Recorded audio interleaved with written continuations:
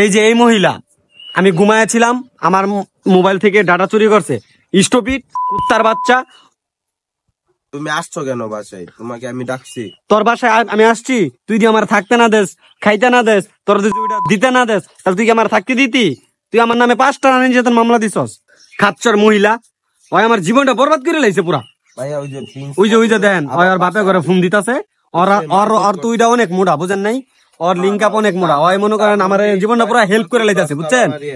ওর মানে কি কমু, পুরা ওর মতো 80 বছরের মহিলা ওই আমার নামে নারী নির্যাতন মামলা দেয়। বাংলাদেশের আইন কতটা জঘন্য হলে আমার মতো একটা গরিবের সাথে এরকমটা হইতে পারে? আমি আপনাদের কাছে একটু সহযোগিতা চাই। এই যে এরকম যেমন কোনো কিছু না, আমাকে একটু হেল্প করুন সবাই। আর লাইভে আসছি এই কারণেই, ওর মতো একটা বজ্জাত মহিলা, খাচ্চর মহিলা, ওর তো 2-3টা ভাতার আছে, তারপর ওর আইন অনেক মোটা। বাইরে যাও আমার বাসা থেকে, আমি তোমার ডাকছি। তোর বাসায় কি আমি আসছি? তুই তো আমার আনছস। You luck you. তুই আমার আইন এই জায়গায় অত্যাচার করতেছস। হ্যাঁ, তুই তোর ভাতার করতে